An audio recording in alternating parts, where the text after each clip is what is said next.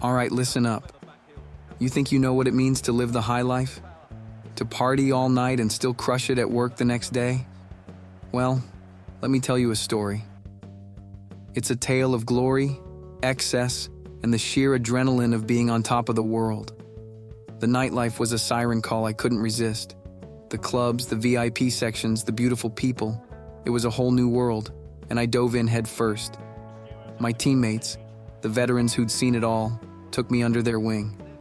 They showed me the ropes, introduced me to the right people, and taught me how to navigate the treacherous waters of fame and fortune. I was a natural. The parties, the booze, the attention, it all came easily to me. But here's the kicker. I wasn't just some kid getting wasted every night. I was a machine. I could party till 4 a.m. and show up for training at 9 a.m. fresh and ready to go. My coaches were baffled, my teammates were in awe, and the fans, they had no idea. Balancing football and nightlife was an art form. My days were filled with grueling training sessions, tactical briefings, and matches. My nights, a blur of strobe lights, thumping bass, and endless champagne. It was a double life, and I was living it to the fullest. The season was a roller coaster. There were highs, glorious victories, breathtaking goals, and moments of sheer brilliance. But there were lows too, crushing defeats, injuries, and the relentless pressure of expectations. Through it all, I never let my guard down. I partied hard, but I played harder. And then there was Eliza. She was a vision, a whirlwind of energy and charm. And she loved the nightlife as much as I did. Together, we were unstoppable. She encouraged my wild side, pushing me to enjoy every moment, to live life without regrets. Our nights were legendary. We were the couple everyone talked about, the life of every party. She was my partner in crime, my confidant, my escape from the pressures of the game. With her by my side, I felt invincible. We'd hit the clubs, dance until dawn, and then stumble out into the early morning light, still buzzing from the night's adventures. It was a roller coaster, a thrill ride that we didn't want to end. She brought out the best and worst in me, and I loved her for it. For a while, I managed to keep up the act. I was the star on the field and the king of the nightlife off it. My performances were consistently high, my leadership solid. I was living the dream, and I had no intention of waking up.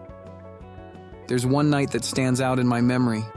We had just clinched a crucial victory, and the city was buzzing. My teammates and I hit the oasis, and the drinks flowed like water. The music was electrifying, and the energy was palpable. I remember standing on a table, a bottle of Dom Perignon in hand, feeling like I owned the world. But that night, as I celebrated, I felt a pang of doubt. Could I keep this up? Was I pushing myself too hard? The questions gnawed at me, but I brushed them aside. I was living the dream, and I wasn't about to let anything ruin it. But the highs were always followed by the lows. The next day, I'd be back to the grind, nursing a hangover, dragging myself to training. The media was relentless, the fans demanding, and the pressure unrelenting. It was a constant battle to keep up, to stay ahead, to prove that I was still the best. The partying never stopped.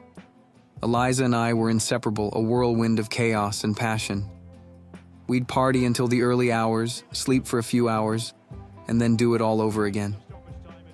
It was a vicious cycle, a never-ending roller coaster that I couldn't get off. There were nights when I'd look around the club, the flashing lights, the pounding music, and wonder how much longer. Looking back on that year, it was a whirlwind of highs and lows, triumphs and struggles.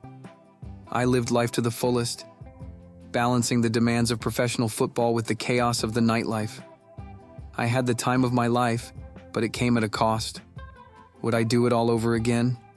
In a heartbeat, because in the end, it's not just about the game, the victories, or the accolades. It's about the experiences, the memories, the moments that make life worth living. And for that one wild, exhilarating year, I lived life like there was no tomorrow.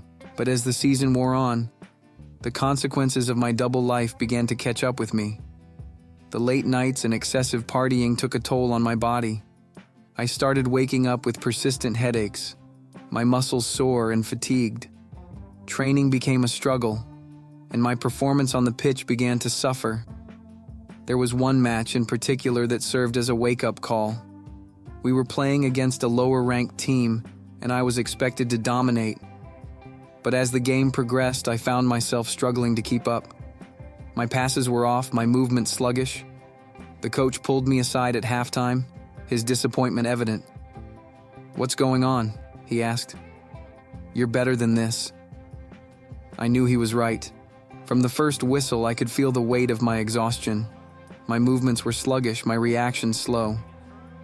I struggled to keep up with the pace of the game, but I knew that if I wanted to prove myself, I had to push through. It was in the second half that things started to shift. We were down 1-0 and the coach was visibly frustrated. He pulled me aside during a break, his face flushed with anger. "We need you to step up," he said. "You're better than this. Show us what you're made of." His words resonated with me. I took a deep breath and pushed my hangover to the back of my mind. It was time to show the world why I was the striker they had invested so much in. With a newfound determination, I began to take control of the game. I started making runs into dangerous areas, looking for opportunities to make an impact. The first breakthrough came when I received a pass from the midfield. I made a quick turn, evaded a defender, and slotted the ball into the back of the net. The stadium erupted in cheers. We were back in the game. Minutes later, I found myself in the box once again. I received a cross from the wing, controlled the ball with my chest, and fired a powerful shot towards the goal. The goalkeeper made a valiant effort to save it, but the ball slipped past him and into the net. The score was now 2-1, and the game was on. The crowd's energy was electric. We continued to push forward, and my teammates fed off my renewed energy. In the dying minutes, I made a crucial assist. I picked up the ball near the halfway line, made a run down the flank, and delivered a precise cross into the box. Our striker met it with a powerful header, leveling the score at 2-2. In the end, it was all worth it. The exhilaration of performing on the pitch, the euphoria of celebrating victories, and the thrill of living in the fast lane were all part of an unforgettable journey. And I knew even at 50% I'm still phenomenal.